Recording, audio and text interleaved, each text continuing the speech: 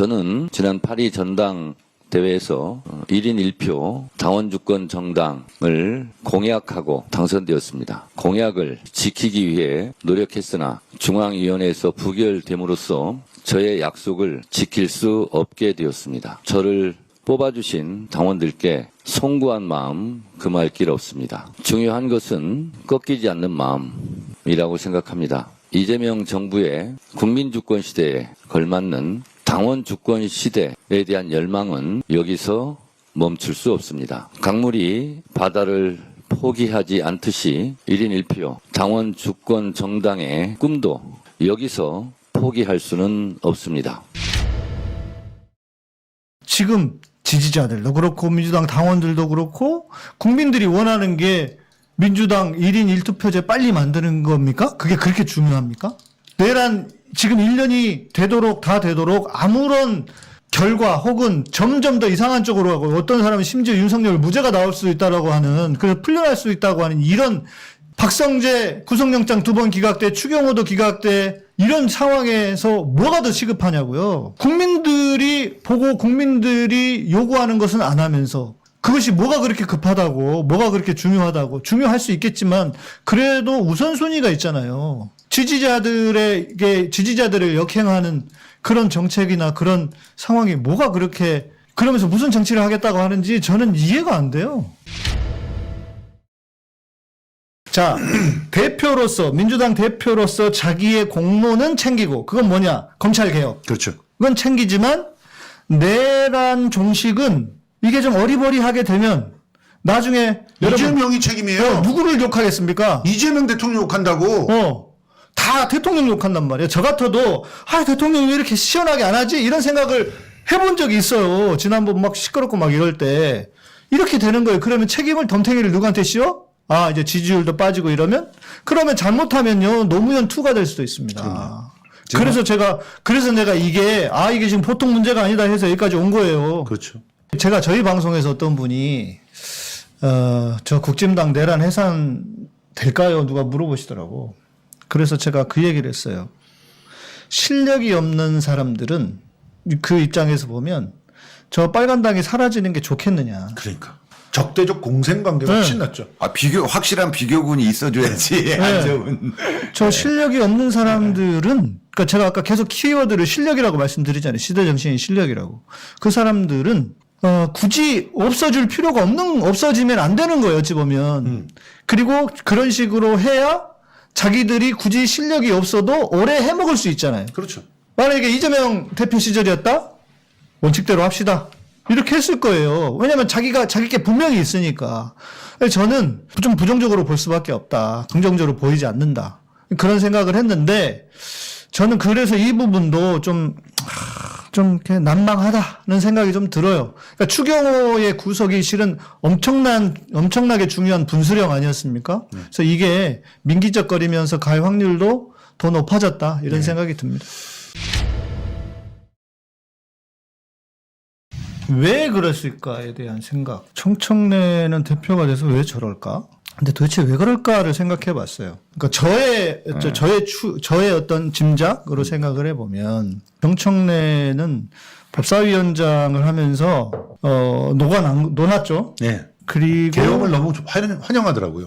우리가 허재현 기자 통해서 들은 바로는 이재명 대표님은 청청래를 법사위원장 시키고 싶지 않았는데 청청래가 그렇게 사정해서 내가 1년만 하면 되니까 제발 좀 한 번만 시켜달라 이랬다는 거 아닙니까? 이제 그렇게 해가지고 법사위원장을 했는데 자기한테 이제 어찌 보면 내란이 터지면서 스포트라이트를 받고 기회가 와버린 거잖아요. 그러면서 이제 정권이 바뀌고 이러면서 나한테도 뭔가 빛이 비치는 게 아닐까? 별의 시간이 온 거죠. 네, 그래서 어떤 그 마음, 일단 권력에 대한 마음을 가진 것 같아요. 정치인들이 그러는 거 저는 다 그럴 수 있다고 생각합니다. 그런데 이제 문제는 지금 우리 시대의 키워드는 저는 실력이 하나 키워드고요. 그렇죠. 이재명 대통령을 통해서 보는 것처럼 그리고 또 하나는 보통 사람들이 정치를 이야기할 때 기존의 정치의 문법은 세력이 필요하다고 생각하거든요. 그렇죠. 뒤에 세력이 있어야 된다. 내 뒤에. 그런데 그 키워드가 전 바뀌었다고 봅니다. 그럼요. 대통령이 뭐라고 그러십니까? 정치는 정치인들이 하는 것 같아도 결국 국민들이 한다. 정치를 한다. 이런 얘기 하시잖아요. 그 키워드가 바뀐 거예요. 정치는 국민이 하는 것. 세력이 아니고. 그런데 정청래는 그 이전의 문법으로 세력이 필요한 거죠. 그렇죠. 여러분 아시다시피 정청래는 친문도 아니었습니다. 네. 친문의 외곽에 있는 사람이었는데 아마 본인이 이번을 계기로 기회로 친문의 좌장이 되고 싶어 하지 않나. 맞습니다. 그리고 이제 지금 시끄러운 뭐 1인 1투표제 이것도 뭐 그 본인이 총선을 준비하려면 그게 뭐 불리하다 그러는데 총선이 아니고 지방선거 지금 해서 자기 세력들 줄 세우려고 그 하는 거 아닙니까? 당연하죠. 예, 그런 상황에 정청래가 꿈을 꾸고 어떤 그 내 판이 되었다, 내 세상이 되었다, 뭐 이러고 있어서 생기는 문제가 아닐까. 그리고 거기에 끝나지 않고 그러면은 그럴 거 아닙니까? 뒤에서 그 정청래에게 야 그러면 네 스스로를 검증해 우리에게 보여줘 너의 그 이 친문에 대한 충성을 보여줘. 이거를 누군가가 뒤에서 사주하고 있는 게 아닌가. 예. 그게 뭐 문재인이 됐든 뭐 양정철이 됐든 뭐 김어준이 있는 건 뭐 당연한 거고요. 예.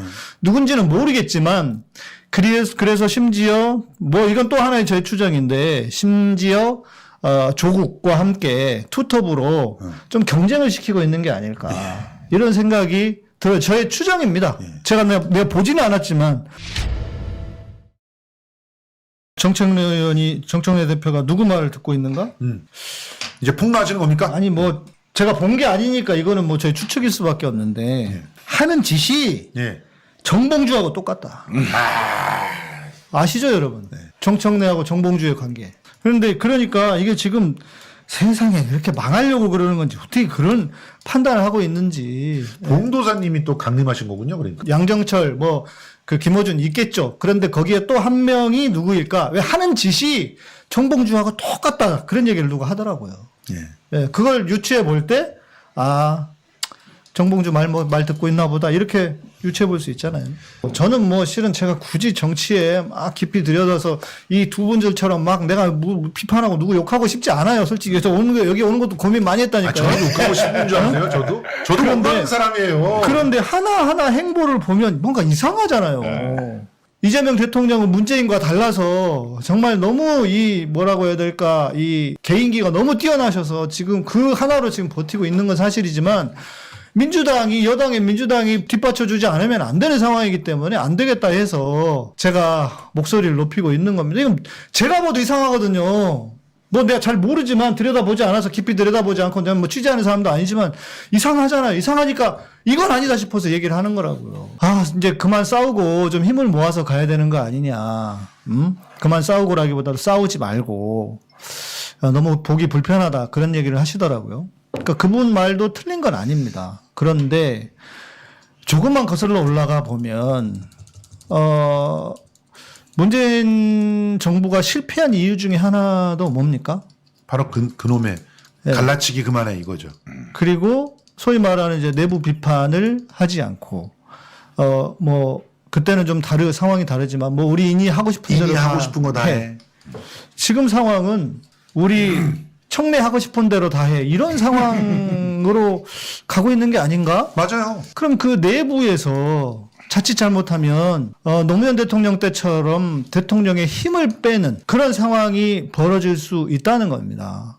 그래서 그것을 사전에 지지자들이 이전과 좀 달라졌어요. 그나마 지금이라도 우리가 좀 더 깨어있는 지지자들이 되어야 한다. 그 정치판을 깊이 잘 읽어야 한다.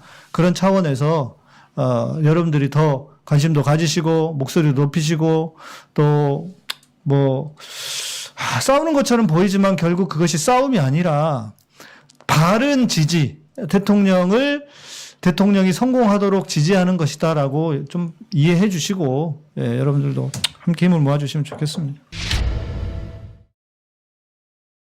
이제 소위 말하는 친문 세력들, 뭐 아까도 말씀드린 것처럼 정청래든 조국이든 누구든 정치하는 사람들이기 때문에 권력을 추구할 수 있다고 생각합니다.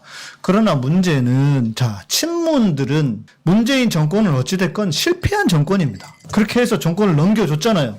성공한 정권이 되려면 정권 이양까지 해야 되는 성공한 정권이 될 수 있다고 봐요. 그것을 저는 성공의 평가로 봅니다. 정권의 성공의 네. 평가로.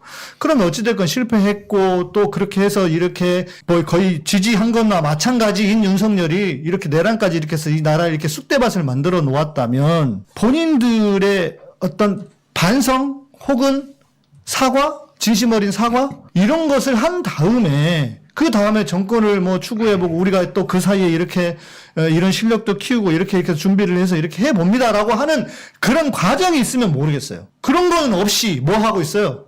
어떻게든 권력을 차기 정권의 권력을 얻기 위해서만 그 권력 얻어도 뭐 할 건데 이재명 대통령처럼 이렇게 소위 말하는 중도들 심지어 대구에서도 지지율이 뒤집혔다면서요. 네. 그런 실력을 보여줄 수 있으면 난 오케이. 누구라도 오케이라니까요. 그런데 그게 아니고 권력만 취해서 권력만 가져서 친문들이 한 게 뭡니까? 지금도 하는 짓이 화가 나는 건 뭐냐면 문재인 정권 시절에도 국민들이 만들어준 촛불혁명으로 만들어준 정권이 자기들이 열매만 따먹을 생각만 하더니 이 꼴이 났어요. 정권이 뒤집혔잖아요. 그런데 지금도 여전히 친문들이 하고 싶은 건 뭐냐면 어떻게든 자기들이 열매를 따먹을 것인가. 이것만 지금 하고 있는 게 너무 화가 나는 거예요.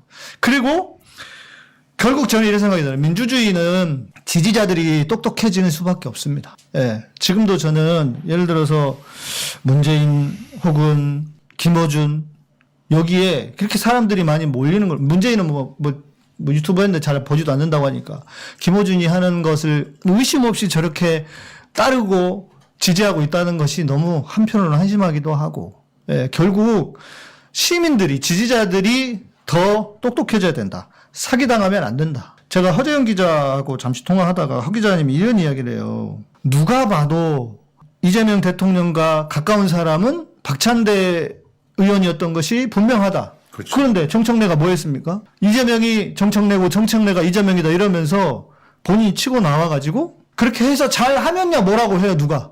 그런데 지금 뭐 합니까? 사사건건 예를 들어 이재명 대통령 가서 순방에서 뭐 나오고 잘하면은 또 사고 쳐가지고 지지율 또 떨어뜨리고 이러는 게 계속 반복됐어요. 한두 번 그랬으면은 실수예요. 그런데 한두 번이 아니었잖아요. 그래서 결국은 지지자들의 마음을 훔쳐서 사기친 거 아니냐 이거는. 그렇죠. 잘하면야 누가 뭐라고 하겠어요. 그런데 지금 뭘 하고 있는지. 그러니까 그래서 결국은 지지자들이 똑똑해질 수밖에 없다. 그 방법밖에 없다.